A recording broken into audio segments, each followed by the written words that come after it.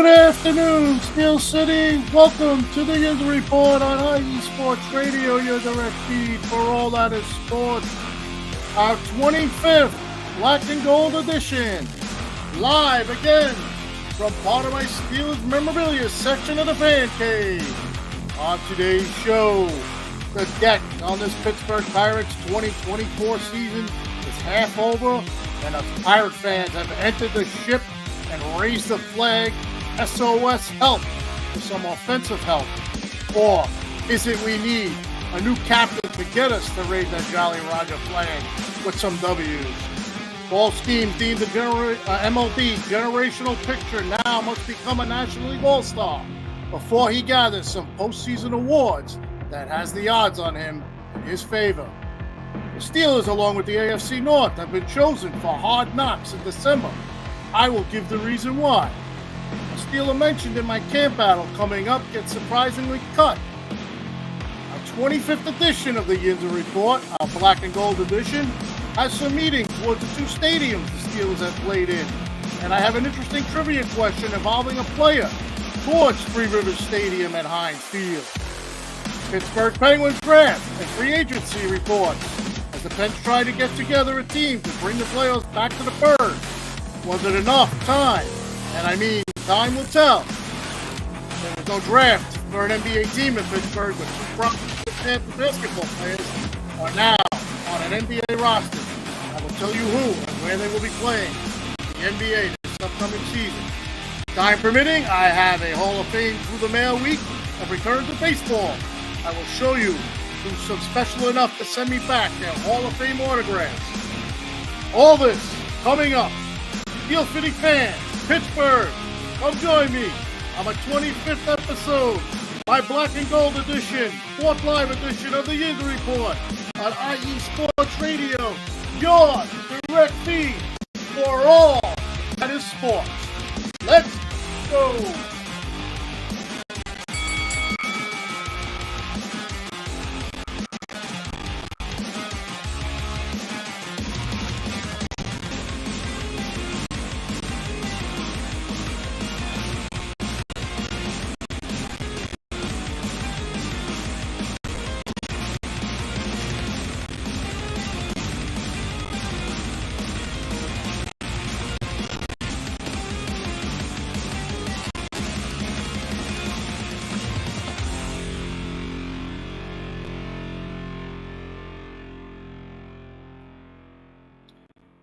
Good afternoon, everybody. This is your host, Ralph Calise, for the Yinzer Report on IE Sports Radio, your direct feed for all that is sports. We've hit show number 25. I'm so happy and glad to be doing this, and this is my 25th episode, and this will be the 4th live episode of the Yinzer Report. I want to thank everybody for tuning in for all past shows that you have tuned in live or on the Spreaker app. So, IE Sports Radio, this wouldn't be happening without IE Sports Radio. Throughout the last 10 years, IE Sports Radio has become a sports podcast network consisting of a team of over 30 colleagues through the United States that was assembled through social media. We have large total of shows that revolve each year from shows concentrating on single sports to theme shows listing other concepts with sports. We are available on a variety of platforms, including Apple, Spotify, iHeartRadio, Google Podcast, Amazon Music, Castbox, Podcast Chaser, GeoSavan, YouTube, and each show page here on IE Sports Radio website through Speaker.com. You can reach us at iesportsradio@gmail.com, and be sure to check out our social media pages on X, Twitter, Instagram, Facebook, TikTok, and also at IE Sports Radio. We are dedicated to delivering the latest in sports without controversy and are proud of it.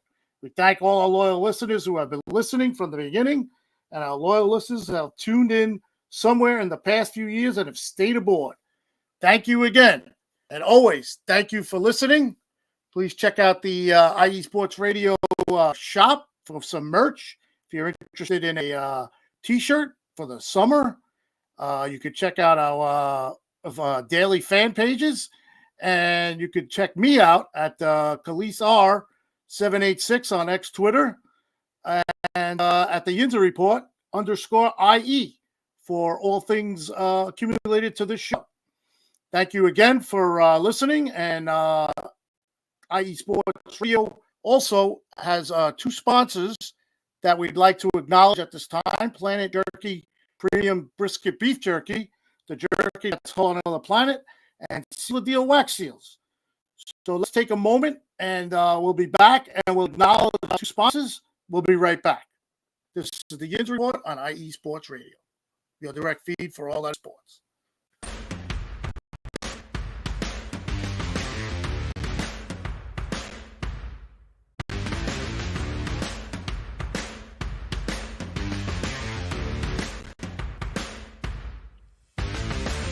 IE Sports Radio fans, this show is brought to you by Planet Jerky Premium Brisket Beef Jerky.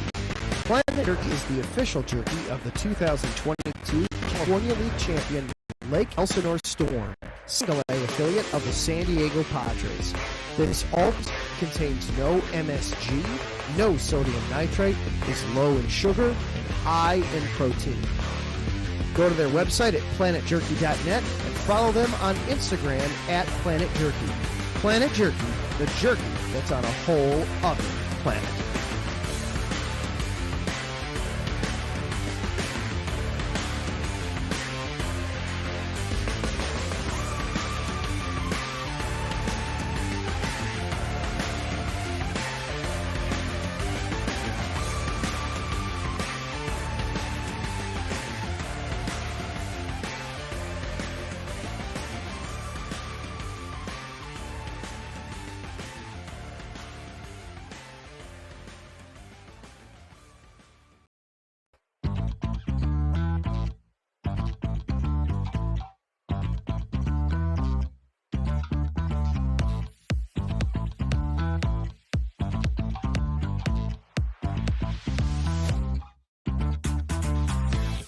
Hey there, IE Sports Radio fans. Be sure to check out our sponsor, Seal the Deal Wax Seals by Cecilia B. You just finished your very own wedding or baby shower invitations and you're looking for that extra special touch? Maybe you just wrote a letter to a relative or a friend and you want to add to their smile when they receive it. Then seal the deal with Cecilia's handmade sealing wax stamps for your invitations, letters, and gifts. You bring the deal, we'll bring the seal. You can find them on Instagram at sealthedeal_wax stamps and on Facebook, Seal the Deal Wax Seals.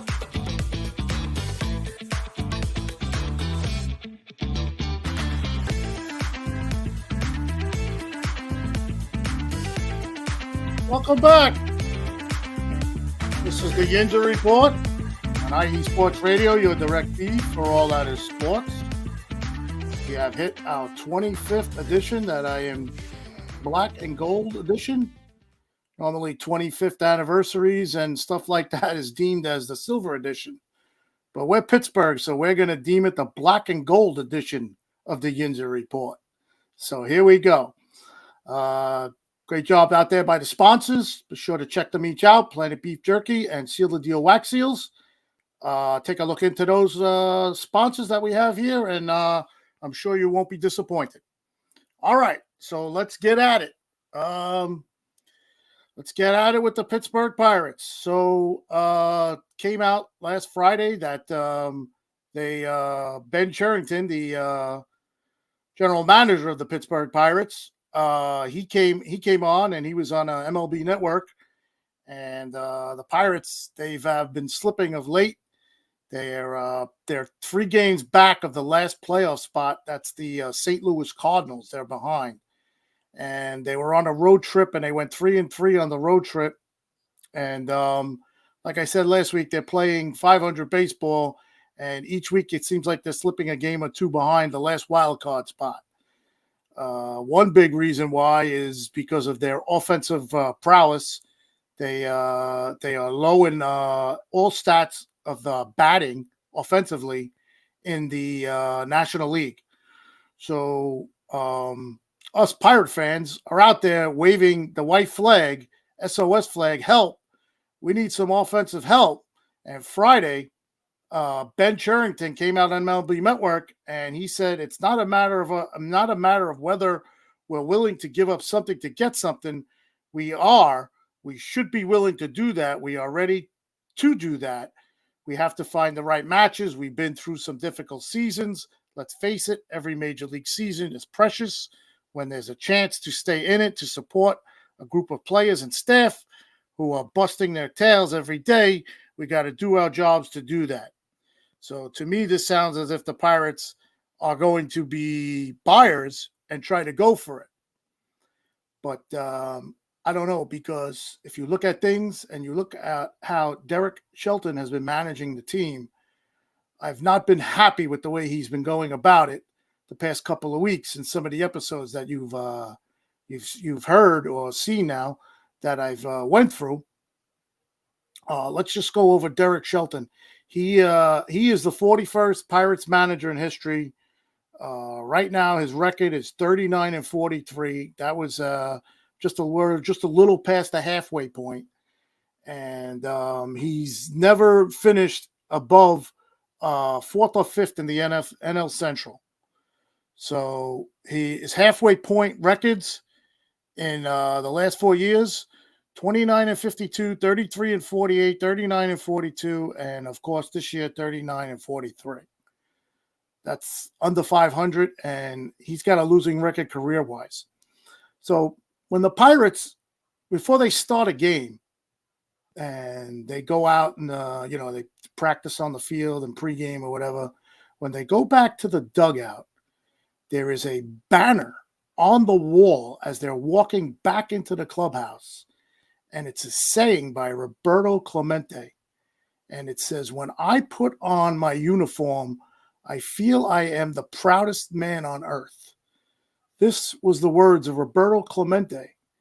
I think Derek Shelton should go by these words, because the part that says uniform and the part that says proudest are in gold letters. This guy, Derek Shelton, is putting out some crazy lineups, okay? He's putting out lineups out there. Maybe this is, of course, they have nobody that is offensively, hitting for them. But he's putting out lineups with batters that are hitting just over 200, less than 200. And notably, he does it when Paul Skeens pitches. I mentioned this on last week's show, if you listened, that he did it twice. He did it again this week versus Atlanta. He put out a lineup. I think they scored one run. They wound up losing the game 2-1 on extra innings. And then he did not give Paul Skeens a chance to win this game with these lineups. Now, Derek Shelton, I haven't been high on this guy at all this year, because if you listen to past shows, we'll go way back when. It all started when he started with this pattern thing. I don't know if you remember that show. He had Jared Jones. He pitched 5 innings and he had a 1-hitter versus the Mets, and he took him out after 59 pitches. And I gave you the pattern that he said he was explaining and this and that. And he did that. He came out and said after another game that was played against the Mets, "This is embarrassing baseball. Embarrassing baseball shows on you. You're the manager." Then he came out and he said that he wanted to like know why the hitters weren't hitting, and he didn't want them to be passive at the plate. Well, he said that, and what happens now? The Pirates batters are the leaders in the MLB in taking third strike calls. Like when the ump goes like this, you're out. Derek Shelton, I really believe that he could be the cause of why this Pirate team does not make the playoffs, and why they keep slipping back each game, each week. Each week they're slipping back a game in a game, and he is majorly to blame for this. Skeens pitched Sunday. He pitched. Like I said, they lost 2-1 in 10 innings, and his response was, "We were close. We just have to clean up some things." My opinion right now on the Pirates has become that they're not really fun to watch at all. They don't have the power. They don't steal bases. They strike out a ton, like I just mentioned. They're just boring, and especially when our Buccos' big three, as deemed here on the Yinzer report, are not pitching. That's Paul Skeens, Jared Jones, and Mitch Keller. I mean, Derek Shelton, man, you have to wave the baton, man. You have to wake up a little bit. As you can see, the stats are up there. And yes, like I said, they're 3 games behind. They're 3 games behind in the wild card to the Cardinals, but they're still at 3 teams ahead of them still. So as you can see, they're actually in 3rd place in the MLB Central. That might be a high point for Derek Shelton in his career at this point. But yeah, if you check the standing out there, you could see it. They're close to 500, but they just never get to that point. They play 500 ball each week, or they lose 1 more, or they win 1 more. So we'll track this as it goes. They got a 6-game homestand coming up, and they're going to be playing 2 teams right now that are ahead of them. They got the Cardinals for 3 coming up, and then the Mets come into Pittsburgh, and I believe they're going to have the big 3 pitch against the Mets. So that'll be a big test, a real big test for the Pirates. So Derek Shelton, I don't know. That's my ploy to you, man. I'm really hoping you can get some offensive help from Cherington at the trade deadline or before the trade deadline. And there's the schedule, as you guys can see it on the screen. 3 with St. Louis at home coming up, and 3 versus the Mets. I'm sorry, 4 versus the Mets. They have the wraparound game on Monday. So I think the Mets are definitely going to be seeing the big 3 Buccos. That's Paul Skeens, Jared Jones, and Mitch Keller. Well, Mitch Keller is pitching tonight.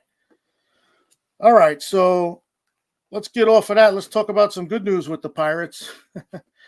Let's talk about Paul Skeens. Let's get this guy in the All-Star game. Please make this guy an All-Star. Paul Skeens right now is just on another level. I know you guys are probably tired of me talking about him. I talk about him every week. Must appointment watch TV. But let's just go over some things here. Paul Skeens versus the Braves on the 29th. He faced off versus Max Fried. He went 6 innings. He struck out the side, finishing in style. 4 straight Ks total, finished with 9 total. His last pitch was 99 miles per hour. And guess what? Do you remember a couple episodes what happened with Paul Skeens in St. Louis? What happened is he got a standing ovation. That was in St. Louis. Well, guess what happened Sunday when he walked off the field and he got taken out of the game? Another standing ovation by the Braves fans. I mean, baseball is, they know about this guy. They just standing ovations. Final stats was 6 innings pitched, 6 hits, 1 run, 1 earned, 2 base on balls, 9 Ks, 13 whiffs, 102 pitches, 61 strikes, and he now has the lowest ERA in MLB at 2.06. But he doesn't qualify because he doesn't have enough innings pitched, and he might not make that quota by the time the end of the year comes because he started late. One wild stat with Paul Skeens is he has allowed a leadoff home run in the past 2 games. One versus Tampa, and this past game versus Atlanta. And here are his stats after he gave up the home run to lead off the game. Versus Tampa, he pitched 7 innings, 5 hits, no more runs he gave up, 1 walk, and 8 Ks. The home run in Atlanta after he gave it up to Jared Kelenic, 6 innings pitch, 5 hits, no runs, 2 hits, 9 Ks. He's the first time ever in MLB, as per this. This is my new favorite place out there. It's called OptaStats. If you want to look into it, it's at OptaStats. He's the first player in MLB to do that. That two home runs given up and all those stats afterwards. Skeens has posted a quality starts in 7 of his first 9 starts in his big league outings. The Pirates have lost 3 games Skeens has started. He's given up a total of 3 runs in those games. In these 9 games he started, Skeens has not left the game with his team trailing in any of them. Skeens 70 strikeouts in his last 9 starts.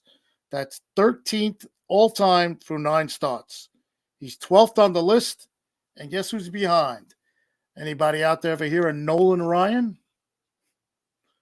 You could just see the company he's keeping with, catching up to, and whatever else is going on with this guy. He's just crazy what's going on with him. Yeah, yeehaw for Paul Skeens. I'm aboard with that. His last 3 starts, 25.1 innings, a 1.07 ERA, 32 Ks. He's won 1, lost none, and 2 no decisions. I wonder why, Derek Shelton. He's second in the MLB. ER laters at, now he's first at 2.6. And in his first 9 games in his MLB career, while not allowing more than a dozen runs. That's the first time ever in the MLB. He's the second pitcher in MLB history with 60-plus strikeouts and under 10 walks in his first 8 starts. Has only allowed 11 runs in his first 8 MLB starts. Just crazy stats. Crazy stats. This is great. Now, he was asked after the game against Atlanta. He was asked. Derek Shelton alluded to us, meaning the reporters. They were asking the question, an adjustment that you made in the game. He answered, I don't know. I honestly don't know. While the reporter giggled and Skeens smiled, he continued to answer, probably just stop trying as hard and just keep to execute pitches. I kind of settled in during the game. I was trying too hard at the beginning of the game and use it as a learning moment. He's saying to the reporters, he don't understand what his manager's telling him. Derek Shelton, man, I don't know. Maybe we got to make him walk the plank. Oh, my God. A couple other Pirate notes. Aroldis Chapman is now the all-time leader in strikeouts. He's a left-handed reliever. He has 1,197 career strikeouts. And Brian Reynolds had his 25-game hitting streak snapped that Sunday, actually, versus it was Monday. Sunday he had it snapped versus the Braves. So that's that. And like I said, Paul Skeens, got to get this guy in the All-Star game. And here's my pitch for Paul Skeens for the All-Star game. Paul Skeens wasn't called up to the major leagues until May 11th. That was the 40th game the Pirates played that season. He missed a full quarter of the season. He's not going to qualify for an ERA title, even by the end of the season. None of that matters to me. In this case, Paul Skeens should absolutely be an All-Star in July. If the opinion that the National League manager, Torey Lovullo, should try to put the best line out there to win the game, then how could he ignore Paul Skeens? He has an ERA of 2.06 with a 0.99 whip. He's been nothing but dominant. The guy is averaging 12.1 strikeouts, nine innings pitched. Having him throw an inning would absolutely help the NL try to secure the win. Get this guy in the All-Star game. Now, I have a little story. I was in PA this past week, and I was out on a family trip, and we hit a casino out there in PA. And of course, I ran right to there's like a bar stool betting place. Now, everybody out there, please bet responsibly.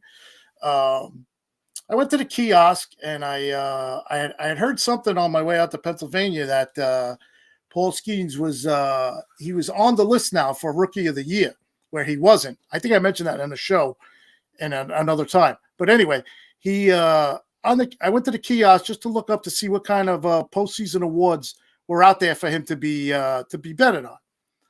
So I was so excited to see that he was on the list for Rookie of the Year, and he also was on the list for Cy Young. I was with my friend Ray Mann, who I just saw post, what do I think about Paul Skeens for the Cy Young? And here's what happened. I went up to the window. I went to the kiosk. I went to the window first to get the odds. Then I went to the kiosk, and I saw the odds on both Rookie of the Year and Cy Young, and I put a friendly wager down on both. and actually the Cy Young Award, I actually put too much of a wager down. They didn't take the whole amount of money on it, and they actually gave me money back. And I think he was at plus 500 to win the National Cy Young Award. So actually, they're saying that he's not really having a chance at it. Not that he's not having a chance, but those odds show it. But for rookie of the year, he was at minus 250. So they have him winning. According to those odds, they have him winning rookie of the year. But in all this excitement, while I was doing this, I went to the kiosk. I put the bet in, and till this day, this is all that's been talked about with my family on the trip. I left my phone at the kiosk. Oh, come on! This is the phone. Hold on, wait till you see what happens. I left the phone at the kiosk because I was just so happy to be placing a bet on Paul Skeens, Must Appointment Watch TV, and I'm like, yeah, I feel like I'm in the money with this bet. Well, Ralph walked away, and he did not have his phone when he left the casino, and oh boy, was things happening. What I had to go through to get this phone back. And if any members that are listening to me and you know what I went through, I thank you guys for all your help in getting my phone back, because I had to go back to the casino at like 11 o'clock at night. They found it. What happened was it fell in between two chairs where the kiosk was, and the security guard said they did a surveillance on me, and they followed me around the casino with a surveillance camera to see where I could have dropped it or if something happened. And thank God they found it. So thank God for that. So that's that for the Pirates.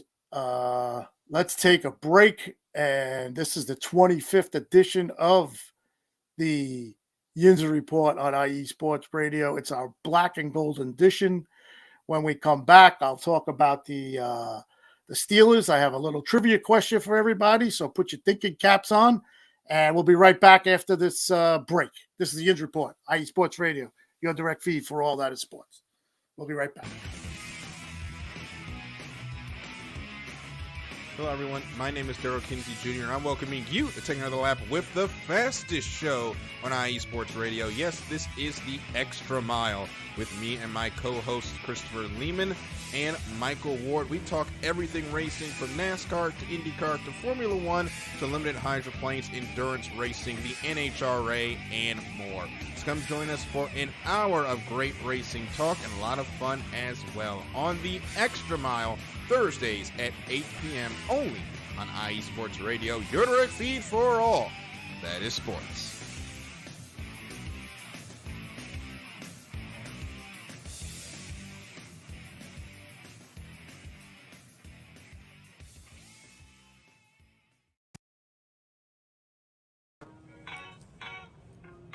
Hey sports fans, are you in the market for Florida sports or just keeping up with the latest in the Panhandle? Palm Tree Sports is a dedicated audio hub to all things sports in the Sunshine State. We cover current events, big news, heavily favored opinions all across the NFL, NBA, MLB, and so much more. So come check us out every Saturday evening at 6 p.m. Eastern Standard Time for a down south education on Florida sports and athletics. It's hosted by yours truly, Corey Pujols, and is powered by IE Sports Radio, your direct feed for all that is sports. All right, welcome back. Once again, this is the Yinzer Report on IE Sports Radio, 25th edition, black and golden edition. I'm your host, Ralph Calise, and catch those couple of shows coming up. We're going to get into the Steelers now, but let me just check the chat. Say hello, everybody's in the chat. I see my friend Ray Man. Happy 25th, great show. Thank you, sir. Jen B, how you doing, Jen? I'm here. Hope you're having a great show. Yes, so far I believe I am. And Ricky from New York Sports. Hey, buddy. With the game not counting for home field, put Skeens in for some entertainment value. Hey, Ricky, you know how I feel about Paul Skeens. He's Must Appointment Watch TV. Just put him in the game, period. I don't care. But no, yeah, that's true. It used to be the All-Star game used to be for home field, and that's not that don't count no more. Marcus Los Great, salute. Hey, I got a crispy white tee on, Marcus, but it says Pirates on it. That guy is great. My friend Ray, again, how do you feel about Skeens winning the Cy Young? Well, me and you put the bet on them together, so you know how we feel about that. Ricky, congrats, 25 episodes, getting a first chance to listen live. Have a great show. Thank you, buddy. And there he is, Danny Mann. That's Ray Mann's son. Hell yeah. He was there for the loss of the phone. Larry B, let's go. Larry, you're the man. I love you, bro. And Terran's always around. Good evening, Ralph. Have an amazing show. Welcome to the 25 Club. These shows grow up so fast. Oh, they do. They come fast, Terran. I can't agree with you more on that. All right, so let's get into the Steelers. And the Steelers, if you haven't known, they have been chosen for Hard Knocks. And what happens is it's not going to be like it normally is. It's going to be for part of the season. They've been chosen. They're going to start the shows on the 1st of December in 2024. Now, my take on this is Mike Tomlin with cameras around. I don't know how this is going to work out, but I'm guessing this has got to be the reason why they did it. If you look at the schedule with the Steelers and the AFC North, I wrote down the games here. So Hard Knocks is in the season with the AFC North. It starts Tuesday, December 3rd. It'll be 9 p.m. I guess you could catch it on whatever outlets they're showing on, I believe, HBO and some others. But the Steelers, they play 4 weeks in a row versus an AFC North team. And 2 of them will be during the time of this Hard Knocks tapings. Also, you have all the AFC North teams. I think there's 1, 2, 3, 4. There are 6 games during the time Hard Knocks will be televised. Did they pick the right time to do the AFC North? Did the NFL set it up that way? I don't know. It's crazy. It's crazy. They're gonna be basically showing you Hard Knocks. You know, everybody knows what the show Hard Knocks is. They go around with the team and the cameras or whatever, and they're gonna basically be in who's gonna decide the AFC North this year. They're gonna be around for all those games, the 6 games and whatever. I mean, it's just enormous timing incredible timing by the the Hard Knocks people. So they're gonna get a good 6, maybe more. Hold on, maybe 6, maybe 8. It may be 8 games, maybe 8 games. I'll have to look further into that, but they picked a great time to do it. So we'll see what happens with that. All right, so I have this thing. For all the years I've been rooting for the Steelers, there's only been 2 stadiums they've ever played in. One, of course, is Three Rivers Stadium. That's Three Rivers Stadium in Pittsburgh, PA. Then they played at Heinz Field, which is now being renamed as Acrisure Stadium. So what happens is they're approaching, being that this is the 25th edition of the Steelers, they are approaching 25 years each of being the Steelers' home stadiums. So that's coming up. So I just wanted to correlate that in with my 25th edition. But I have a trivia question out there. I mean, if you're a Steeler fan, you might know it. If not, you may have to look it up. But there is a player out there that he is the last player to throw a TD at Three Rivers Stadium, and he was the first player to score a TD rushing at Heinz Field. And here's the clue. He was the first quarterback to win a playoff game at Heinz Field. So he did all 3 of these things in both stadiums. And he's the only one in Pittsburgh history that has done it. If anybody out there knows it, you want to throw it up in the comments, you let me know. And I'll give you the answer after the next break. So have fun with that trivia question. Here it is again. He's the only player to throw a TD at Three Rivers Stadium, first player to score a TD rushing at Heinz Field, when it was named Heinz Field, and the first quarterback to win a playoff game when it was named Heinz Field. One player. Who do you got? All right. A couple of shows ago, I mentioned that I was heading out to training camp, and I did that camp battle that I thought was going to be good with the cornerbacks. So actually, one of the guys who I thought was going to make it got cut, and his name is Trenton Thompson. I had him as making the team. He got cut, and it came out that he was cut due to an extraordinary OTA and mandatory minicamp of the rookie that they drafted, Ryan Watts, out of Texas. So I found that kind of surprising and really couldn't believe it that he got cut, because he came in last year and he played excellent, as the Steelers, as you know, was signing guys off the streets to play defense for them last year. Yeah, so work on that trivia question. I'm going to quickly get into some Pitt basketball now. As everybody knows, Pittsburgh don't have a we don't have a basketball team out there. So there was no draft for us, but we do have two players. Ricky Killer, Tommy Maddox, great guess, but no, that is not him.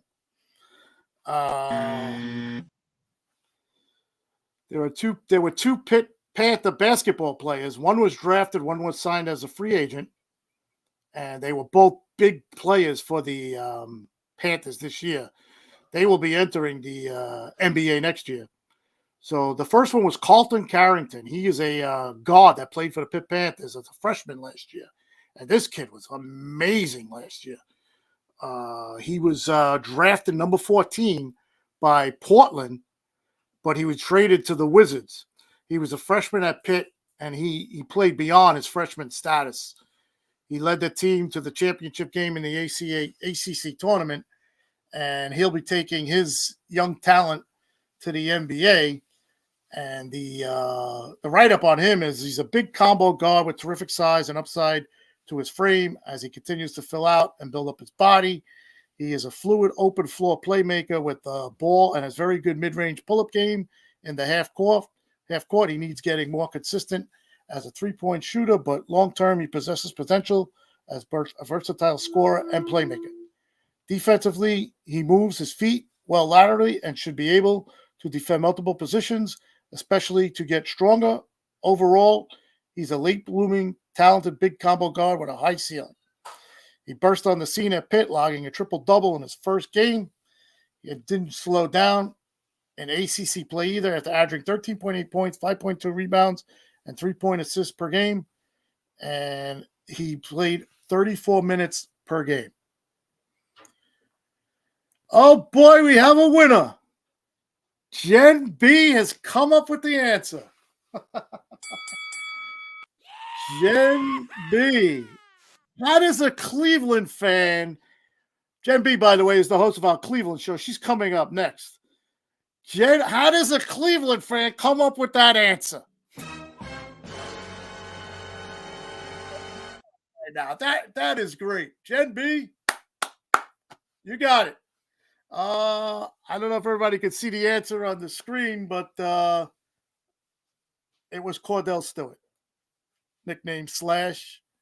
He was the player who scored the last touchdown. He threw the touchdown pass at Three Rivers Stadium, and he scored a touchdown rushing at Heinz Field in the first game I ever played at Heinz Field. And don't forget that game was pushed back because of the happenings with 9/11. And honestly, to say, I was there for that game. I took a plane to Pittsburgh that weekend, and believe me, if there was any time you ever felt nervous in your life, that was one time I felt nervous, taking a plane to go see a Steeler game after 9/11. But yeah, that's a story for another day. But yes, Jen B, congrats, you got the answer. It was Cordell Stewart. Great. Slash, nickname Slash. All right, so getting back to the Panther basketball, that was Carlton Carrington. So we're looking forward to him to be playing in the NBA. And also Blake Hinson.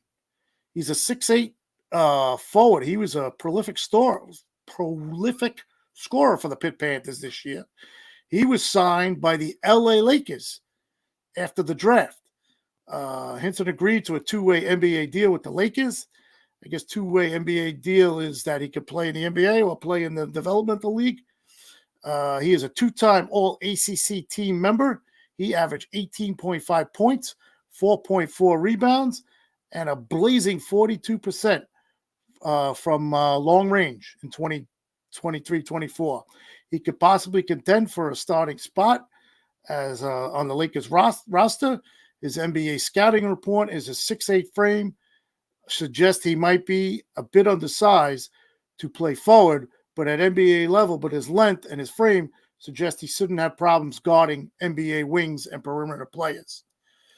So glad for those two guys. They were a big part of the Pitt Panthers last year, and they'll be taking their talents to the NBA. So we'll monitor them during the years, and hopefully the Laker fans and the Wizard fans treat our two boys from the Pitt Panthers very well. All right. I'm going to take another break, and when I come back, we're going to get into the Penguins draft and a bunch of free agents that they signed.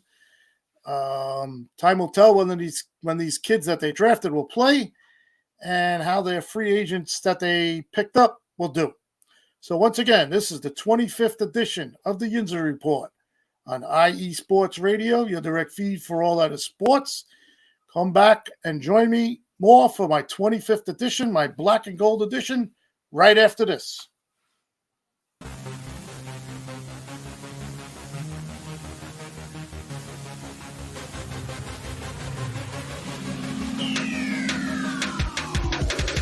What's up, everybody? This is Taryn Rodriguez. Are you a fan of volleyball? Are you a fan of Thunderous Spikes? Then I have the show for you, Set Point, where I cover NCAA men's and women's volleyball, high school boys and girls volleyball, beach volleyball, and even professional volleyball. Catch the action every week here on IE Sports Radio, your direct feed for all that is sports.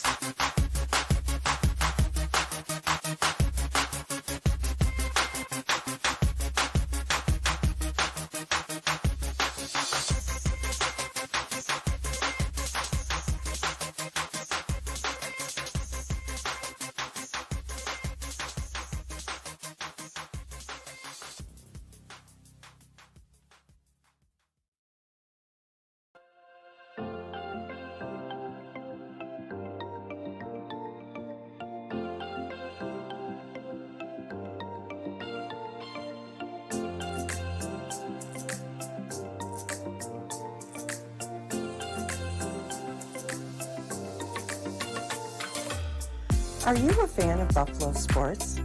Are you thinking of changing loyalties and becoming a Buffalo sports fan? Do you even know where Buffalo is on the map?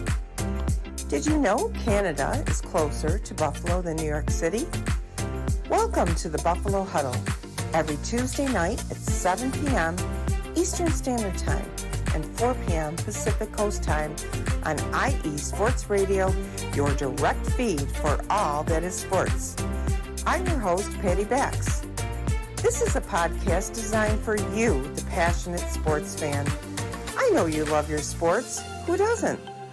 I cover Buffalo sports and so much more by bringing in the human elements. I call it Buffalo Sports with a Twist. Join me as we take a journey into the world of Buffalo sports. I guarantee you'll fall in love with Buffalo just like I did. Each week we start with an inspiration, question of the day, a Buffalo fun fact, and our weekly challenge to you, the listener. Come huddle up with me every Tuesday at 7 p.m. Eastern Standard Time and 4 p.m. Pacific Coast Time for the Buffalo Huddle with Patty Bax on IE Sports Radio, your direct feed for all that is sports. As we say in Buffalo, go Bills!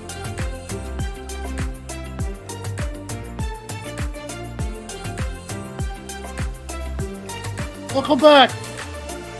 This is the Yinzer Report on IE Sports Radio, your direct feed for joining.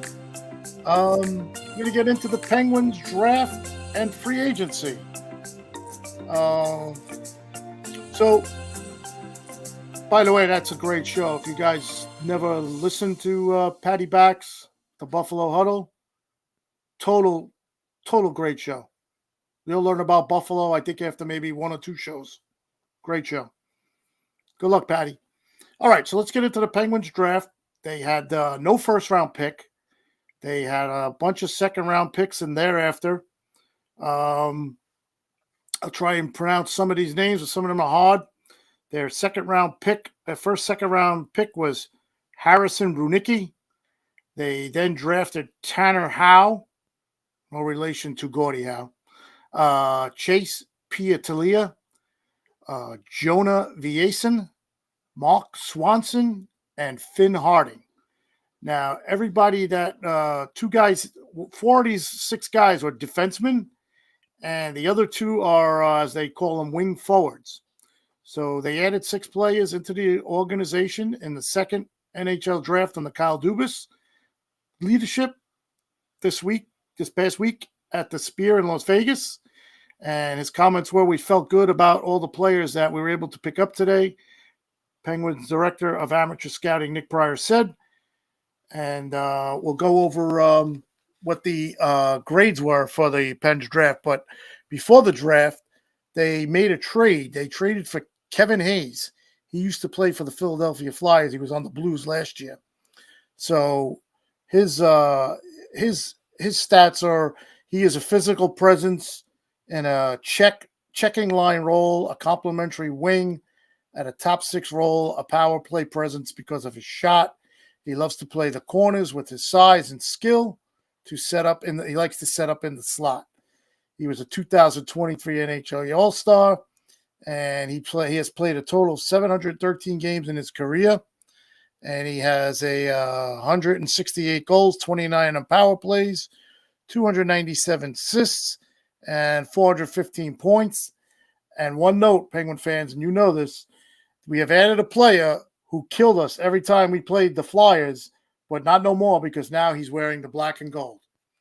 So Kevin Hayes was traded to us for a 2025 second-round draft pick, and we gave St. Louis future considerations.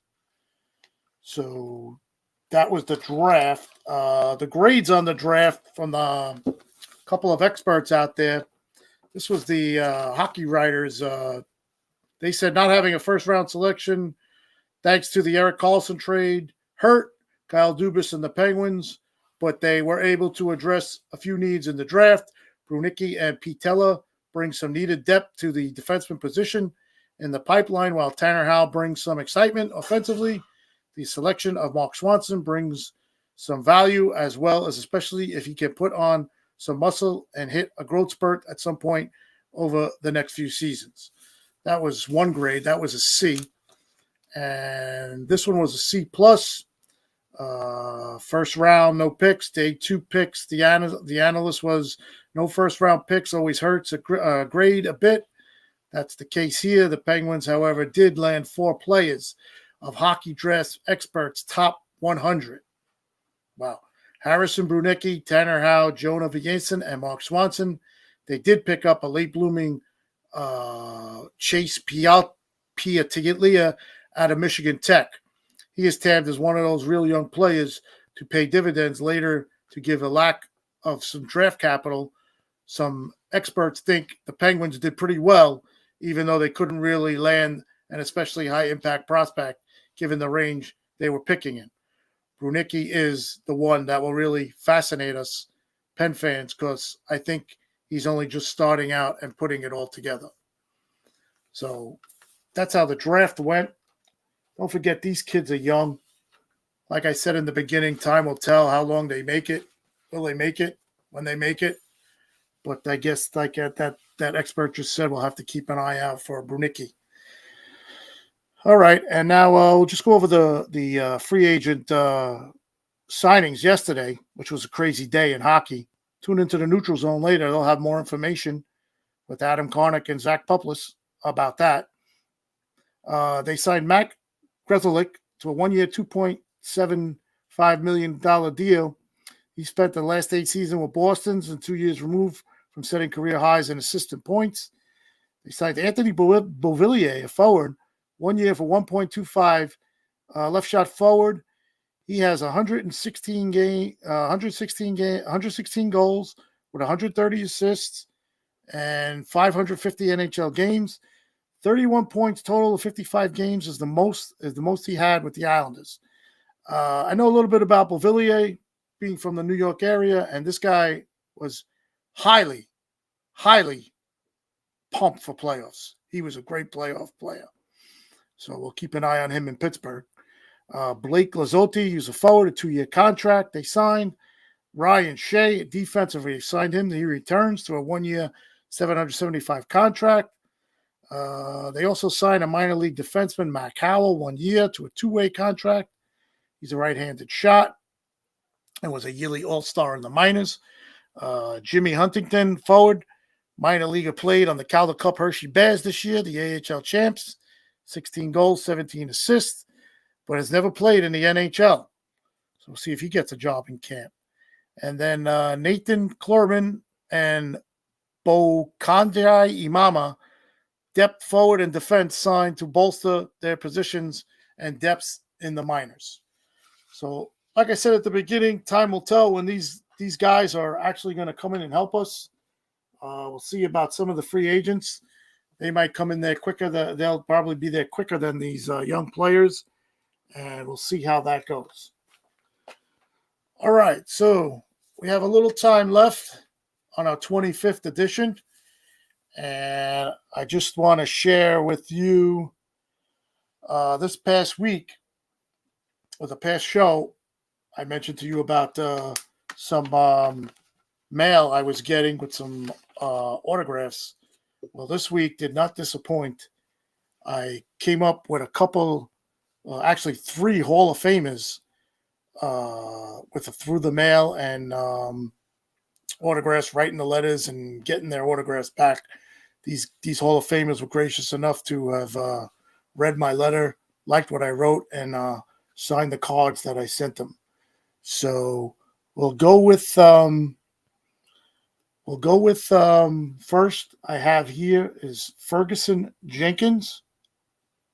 He sent me this. I did not send him this. This is what he sent me. He sent me his Hall of Fame plaque card. These things are amazing if you see these. Sure, if you go to the Baseball Hall of Fame, they're all over the place. But he signed it on the top right there. And he put his Hall of Fame on top. He sent this to me with the letter I wrote him. I sent him, if you're into baseball cards, this is what I sent him, and he signed for me. That's his rookie card. Look how young he is in that picture.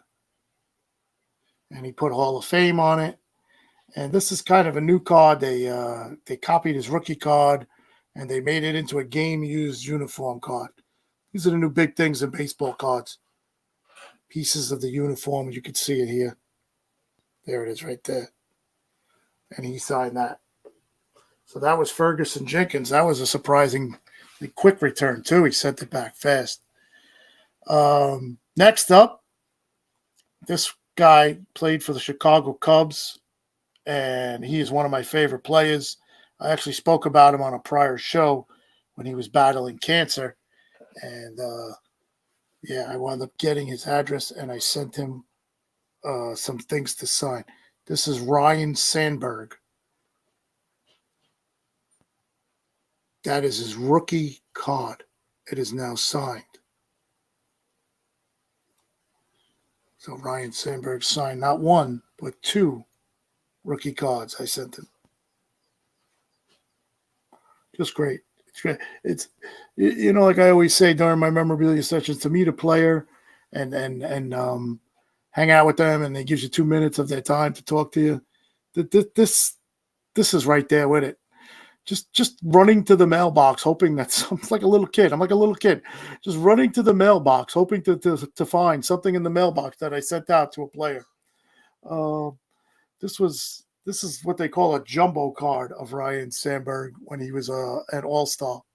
One of the years he was an All-Star. This came out really nice. This is a nice piece right here. The card and the signature is just amazing.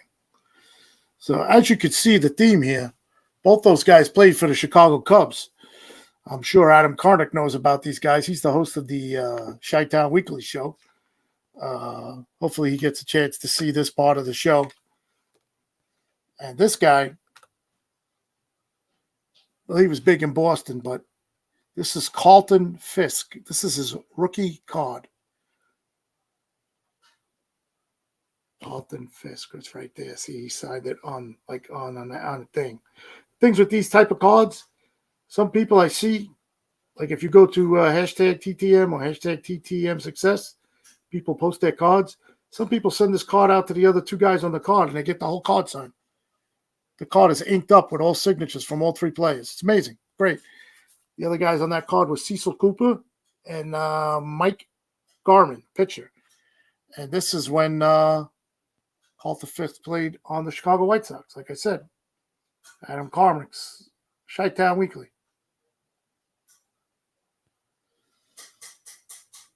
All right, so I'm glad I got that in. I didn't think I was going to be able to get that in. So that's it. That's the autographs I got in the mail this past week.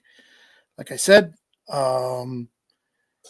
today was my 25th edition, and I'm happy to be here. And looking at the comments in the chat. Oh, you guys are funny. Jake De La Home. Oh my God, where did you come up with that? So, all right. That's the 25th edition for today, folks. I thank everybody that was in the chat. If I missed you, I'm sorry. But thank you for tuning in. I had a great time today. It was a great episode. 25th edition of the Yinzer Report on IE Sports Radio, your direct feed for all that is sports. Stay tuned for Jen B. I believe she's up next. I don't believe she's on StreamYard, but she is coming up next with her show. So, thank you again for tuning in. This is the Yinzer Report, IE Sports Radio. As you can see, my tags are coming up. LeeSar786. That's Twitter on that one. And at the Yinzer Report at IE_IE, also on Twitter. I was just given access to that Twitter account. So you can catch me on there too. All right, guys. Have a great night. Enjoy life. I love you guys. The Yinzer Report, 25th edition's in the books. Let's go for the next 25. Let's go.